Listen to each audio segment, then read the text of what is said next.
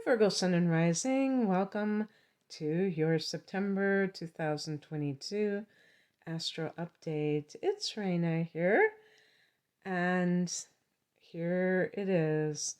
This is the month where most of you are having your solar returns. So happy birthday. I'm recording this in August, so let me also say happy birthday to the August Virgos. And this should be a very happy time for you guys. When you have the sun in your sign, you might feel very vital, energetic, especially optimistic and confident. And the sun will be in Virgo until the 22nd, or for some of you, the 23rd. If you live outside of the United States, it will likely be on the 23rd when the sun goes into Libra. At this time, you also have, well, actually, you don't have Mercury in Virgo at this time. So on the 5th of the month, you're going to have Venus going into your sign. So you have the sun and Venus in Virgo. Venus is the attractor.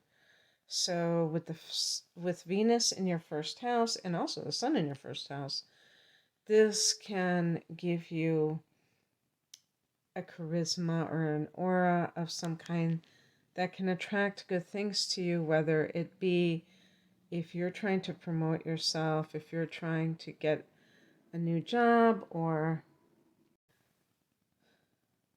some type of new relationship, you can put your best foot forward. The first house is your body.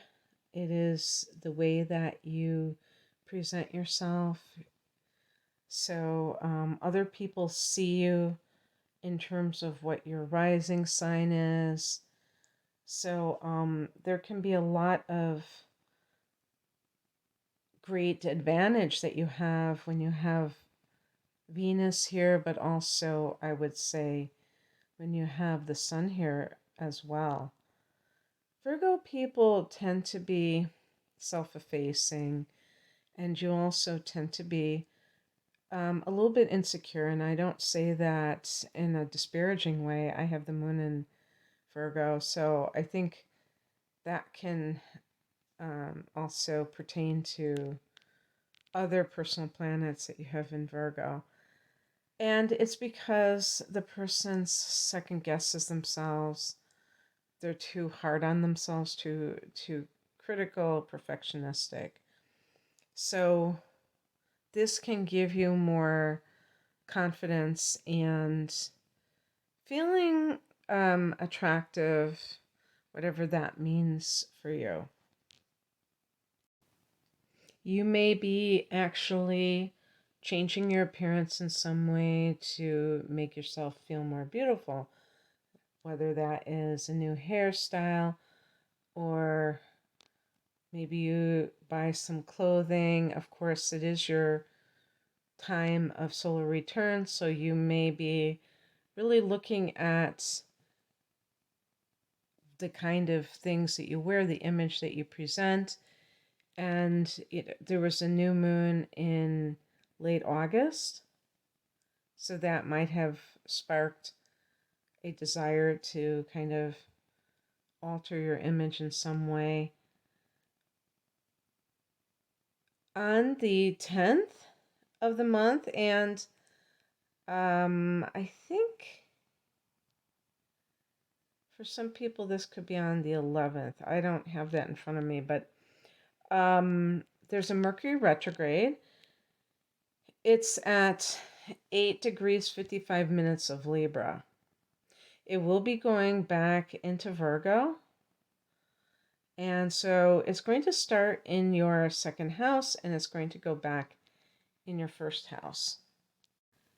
Specifically around the 24th of the month, it will go back into your first house. Now, this is the point in the reading where I say this is a general forecast because I can't guarantee that it will go back on that date specifically because your chart may be different than the standard chart. It will be different. I shouldn't say it might be. It will be different than that. And this is right after the equinox period, so it's a very powerful time when we can expect change to happen. It's funny because recording this in really you could say mid-August and having come off a train going home tonight, I noticed the chill in the air and it reminded me of autumn. And as I record this, it's only mid-August, so we're still in summer, but you wouldn't know it if you stepped outside where I am. So whenever, because I live in a place where the 4 seasons are distinctive, and I always get certain feelings when there is certain weather. No matter what the weather is, it reminds me of certain things.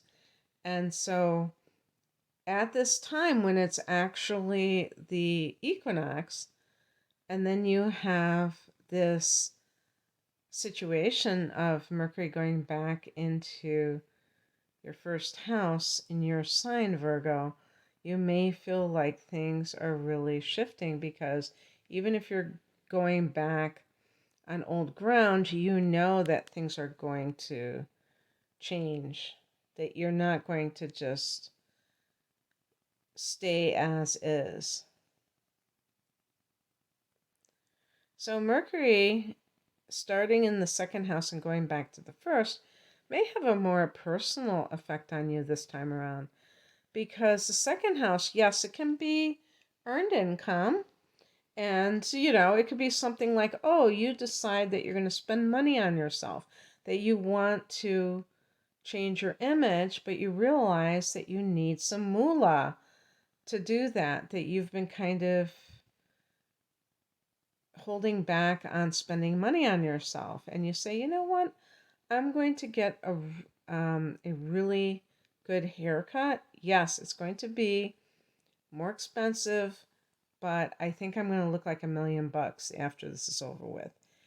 And I'm going to get some clothing that might be more expensive, but it's more durable and it just fits better, it flows better.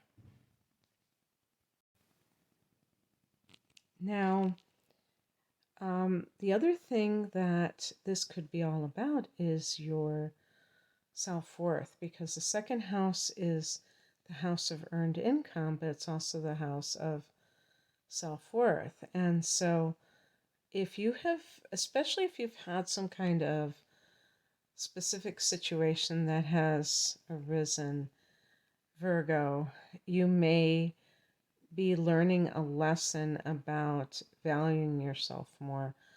And so the Mercury retrograde will see you reflecting on that and then reflecting on how you carry yourself. Because I have said this before, that I think that Virgo and its opposite sign, Pisces, sometimes share that tendency to be a doormat for somebody. And I hate to use that word because I know it's kind of offensive to say something or insulting. I don't mean that anything that's pathetic.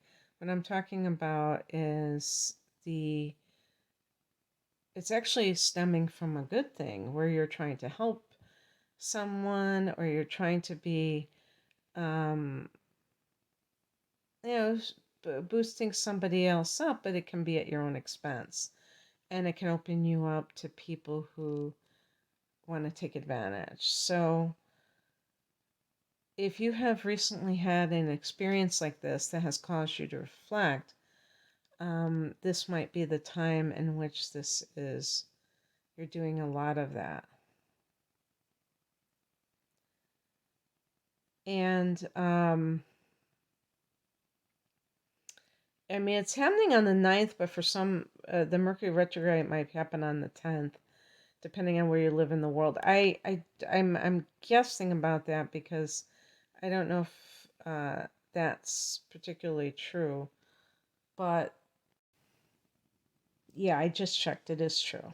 So some of you it will actually be happening on the 10th, and then the 10th is a full moon at 17 degrees of Pisces. And for this one, most people, if not all people, will experience this on the 10th. And this is a situation where the full moon is going to be in that opposite sign of Pisces. So that could be this event that I'm referring to, where full moons can bring out some kind of crisis in your house of relationships. So sometimes full moons bring out secrets. So let me propose a scenario for you. Obviously, will not be for everybody, but just to illustrate what I'm talking about with that Mercury retrograde. Let's say you find out somehow the secret is revealed that your partner is cheating on you, because the 7th house is the house of committed partnerships. So if you're single, Virgo, this definitely does not apply to you. But if you, especially if you are already in a rocky relationship, this full moon can, put this in your face. And if you've been in denial, you can't be in denial.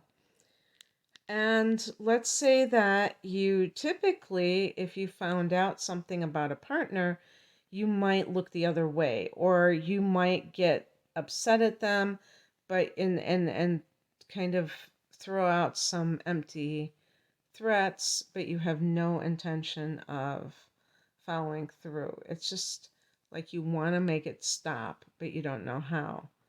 And the idea of walking away from it is just unthinkable. But this could be the time when it's no longer unthinkable.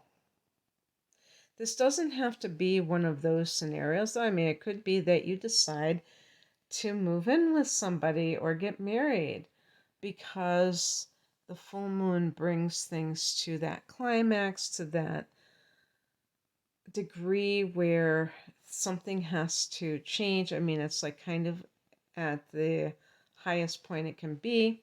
So for people who are monogamous, but they still haven't made that leap to, live under the same roof, there might be some of you that are kind of like, okay, this is it. Either we're going to do this all the way, or maybe we need to go our separate ways. You might not actually give any kind of ultimatum if you're one of those Virgo people who are very independent and you're willing to go it alone. But for some people, this might be a crisis point in some way, and you have to, if you're very unhappy putting up with a relationship that seems like it's a perennial dating situation, then, there's that saying, put up or shut up. You can't have it both ways. So, Virgos, I think your tendency is to fall back on complaining, but that's kind of a helpless response. See your situation in its true light. By the way, this Mercury retrograde, that's your ruler, Mercury. So you may have a particularly strong affinity for Mercury transits. And then, like I said earlier, on the 22nd or 23rd, the Sun will go into Libra, and on the 29th, Venus goes into Libra. Venus is the ruler of Libra, And the second house is the house that Venus rules. This is the money house. The sun goes there a week earlier. So this can make you now start to focus on finances. And this is an earth house. This is the house in the universal chart that's ruled by Taurus and its ruler Venus. So this is an area of life that, money, that Virgos may be quite astute in because it's a material resource. And you just have a natural affinity for those, being an earth sign yourself. And I think of Virgos associated with like health food and anything that is natural.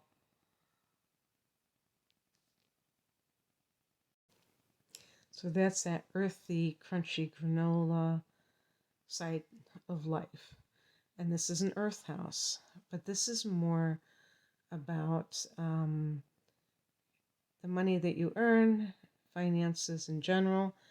And this can be a good money time because Venus is the ruler of the second house, and you have Venus operating in its own house. Venus is the attractor, so it may really be able to bring money to you, especially easy in the next few weeks. Okay, that's what I have for you, Virgo. I hope that this resonated. If you would like a personal reading, I'm promoting my double readings, an hour of chart analysis and an hour of important transits. There's some of the important transits for the upcoming 12 months for a special price called my deep dive reading. You can find out more about that reading and the other readings I offer at the link below. Take care. Bye.